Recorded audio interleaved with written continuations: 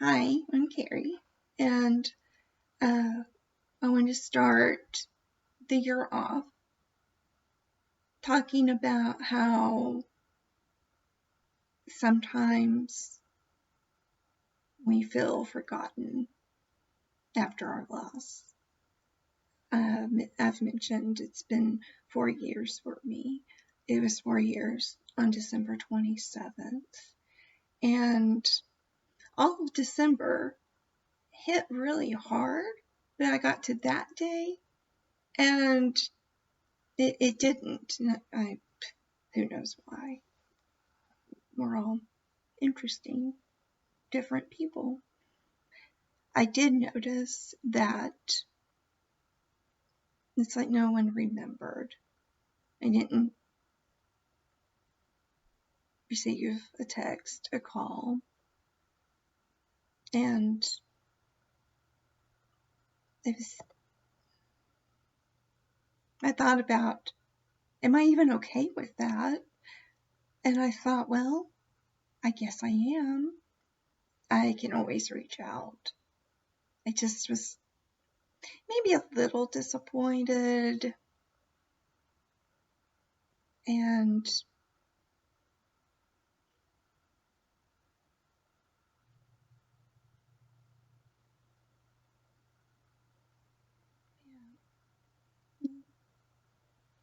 it's one of those things that I just noticed, I guess. Just took note, I noticed, and I wondered if it's like that for not just me, for maybe some of you out there. And I decided I'm okay with that. Um, it's just time goes by, it marches on.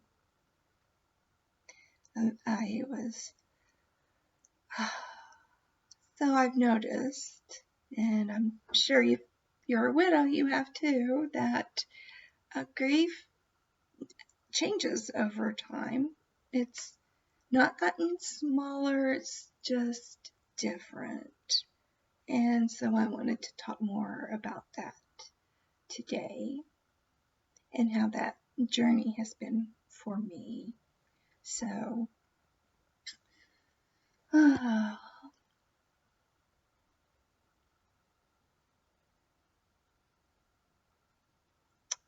and I feel like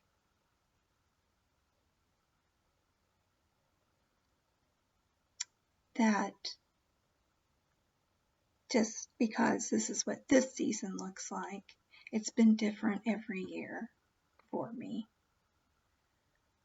From the first year till now.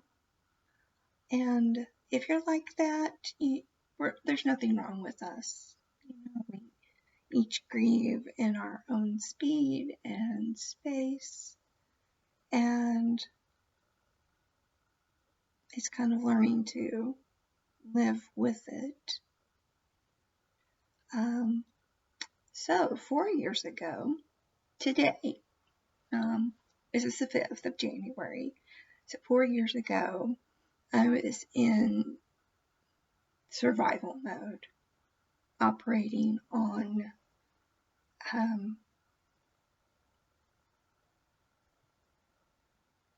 autopilot and sheer determination, and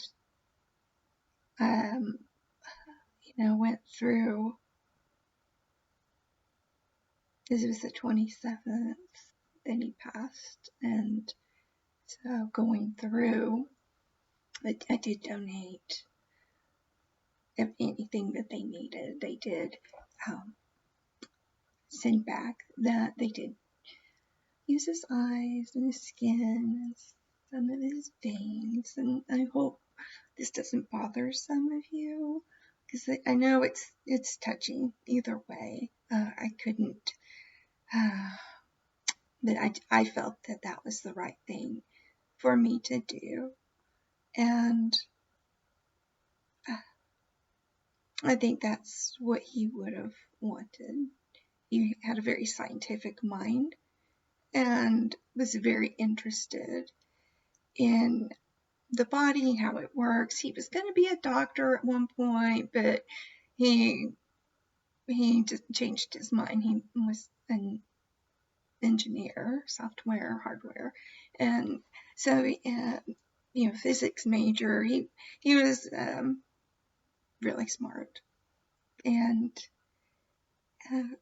but he was always learning too. So I felt comfortable doing that, but it was hard. It was a long, hard process that I did it. And then, I planned a funeral. I wrote the obituary, picked the music, all those things we do.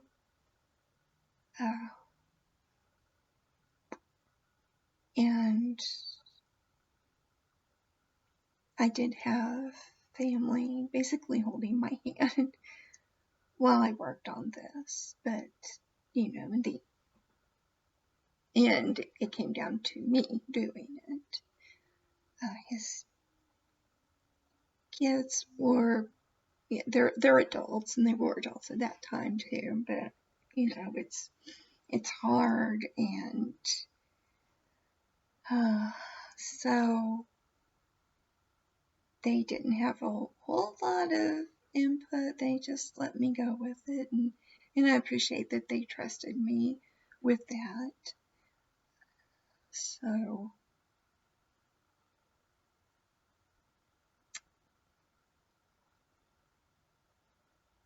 I just spent that time staying busy, getting through the day,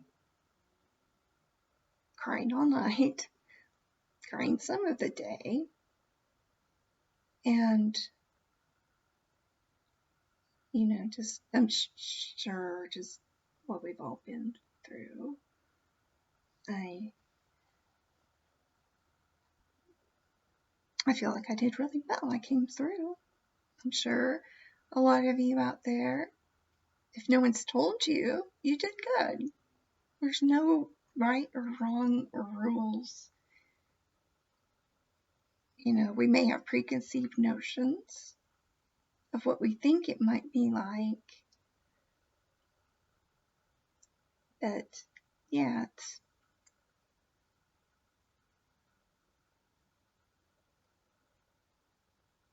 that's what it is, basically. So, there was a lot more support, people showing up, people checking in. There's more structure around that grief. We had people bringing food, and it was so kind and supportful and helpful. And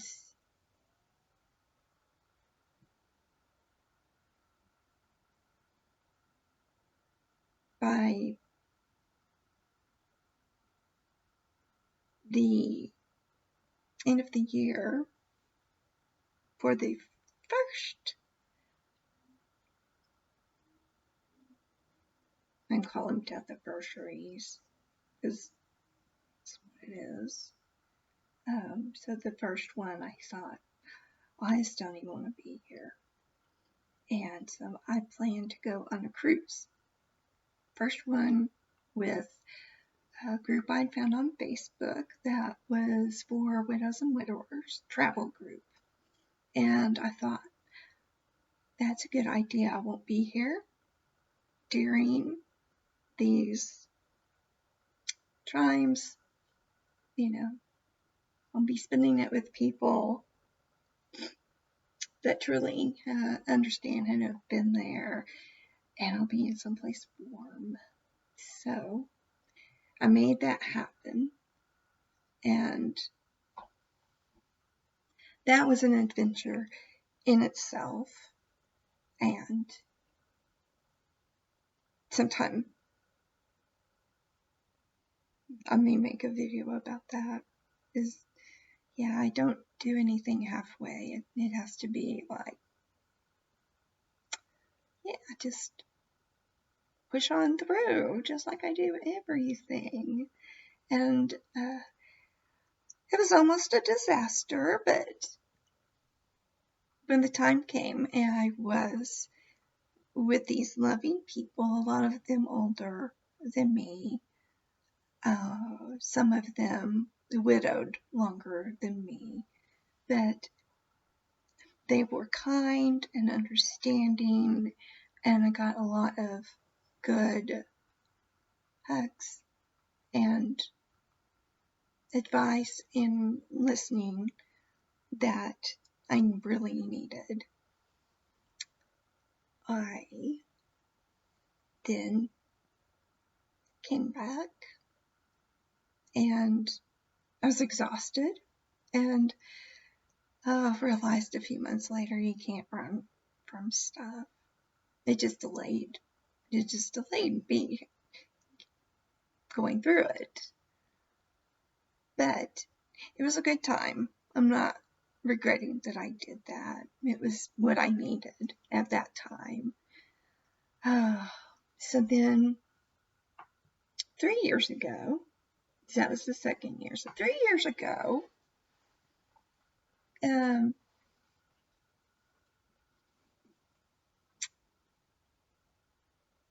have to say too, traveling at Christmas was not on the best plans. It was kind of a nightmare. But, I'm a survivor. What can I say? So 3 years ago, that year, I was dealing with cancer, and I had already been through 2 surgeries, one in November and the second in December. And so it was the 22nd of December, I believe, was the second surgery. And so, yeah, I just missed everything. I was dealing with recovery, then chemo, and that really distracted me from everything. I did do some fun things that year too.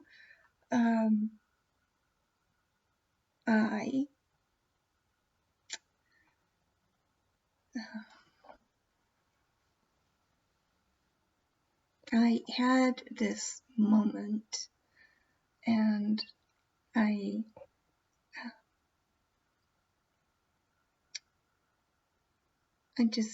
was just, I was getting ready. I was going on a trip. This was September of 23. 22, 23. Yeah. And I was just planning and happy and comfortable with myself, and I thought, wow, I'm okay. I'm not afraid to be alive.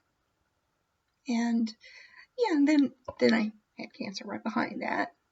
But it was caught early. I'm in remission, so it's,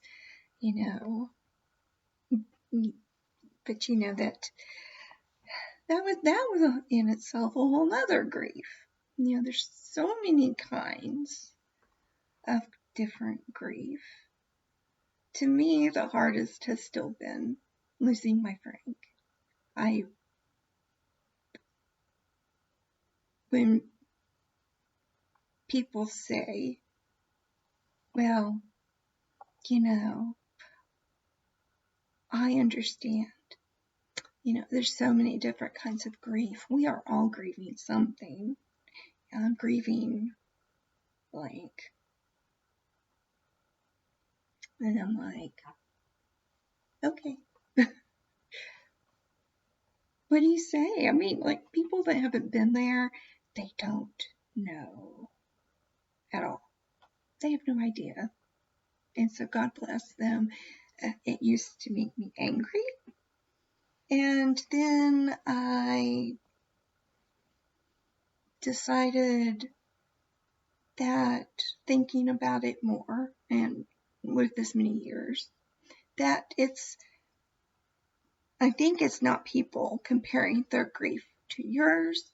They're trying to find a place where they can empathize, maybe. I think that's, that they're trying to say, yes, I know grief. They're trying to reach you and meet you. And so I no longer get so angry about that. It used to really upset me. And I've worked on it. So then 2 years ago, so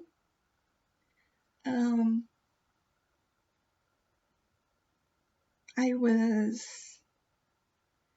in a relationship. I had been dating, and I shouldn't have been. I'll talk about that another time. I was lonely, and he was there for me at a good time. He helped me through the cancer and such, and had his own problems too, and just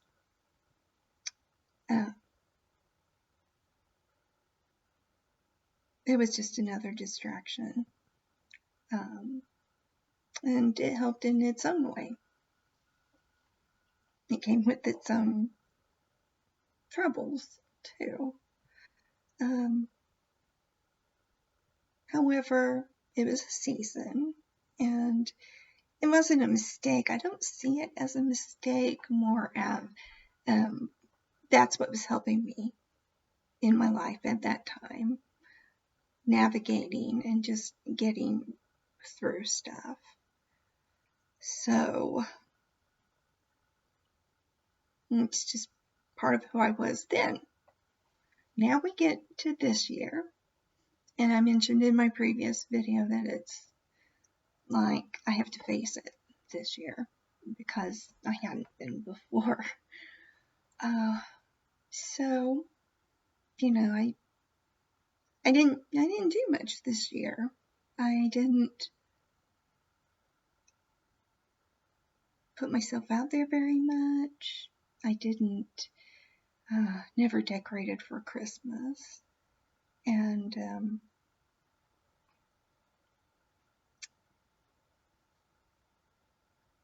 that was okay. I think that's what I'm trying to share, is that every year since then has been really different based on what else is going on. And I just want other people to know that I think this is okay. It's okay to handle it how you need to handle it. And I think seasons come and go, and seasons of life also. So I work hard at not being hard on myself for how I'm doing at the time. And I wanted to let others know that you're doing fine too, wherever you're at. And I hope you're taking care of yourself, doing it. I know we always do the best we can. It's just survival mode until it softens some. It doesn't go away. It softens. And at the same time, I do feel alone. I am alone. I have family and such, but I'm alone, and I'm really okay with that. My journey has brought me to where I now realize that alone does not necessarily mean lonely. I'm not lonely. I'm just alone. And I can reach out to people. So over these last years, there's things that helped and there's things that did not help. So journaling helps me. I like to write, and so that's a natural way to express. And there's something about handwriting that helps release your feelings and your thoughts. And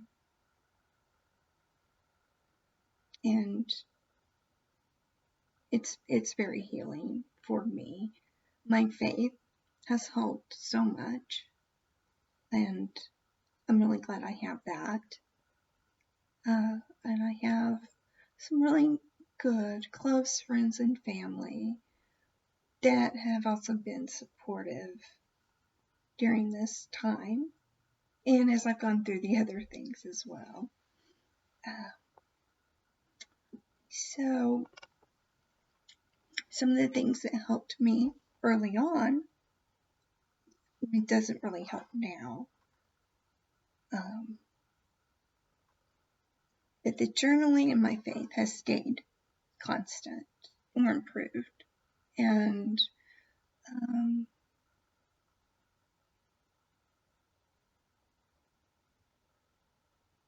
some of the things that helped at first, I thought work was going to be helpful, and it wasn't.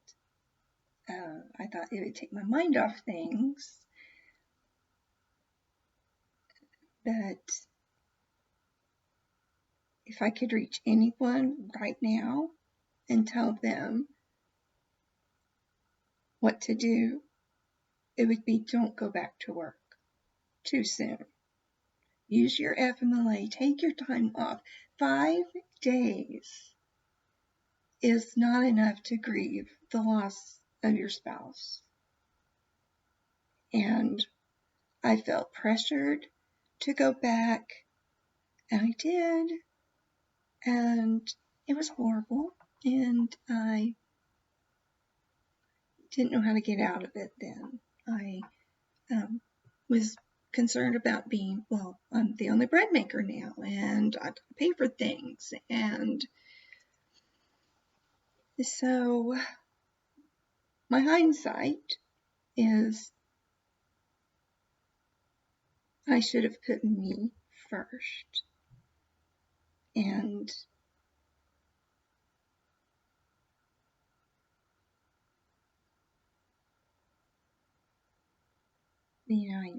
I've been through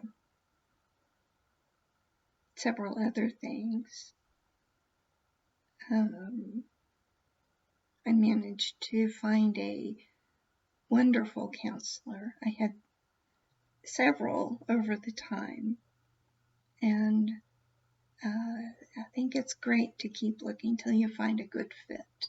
I found my most marvelous therapist, and she just, I'm not going to say she fixed me. She helped me fix myself. And she just is amazing. I told her if I had her when I was younger, I would have probably been in so many messes I've been in. Better late than never. But she also helped me by helping me still work with some of that grief I'm still carrying. And she so gets it. And I think that's important too, to find the help you need and to keep searching if it's not the help you need. Because, It's like any relationship, it needs to be a good fit. And it's okay to change your mind. One of the things,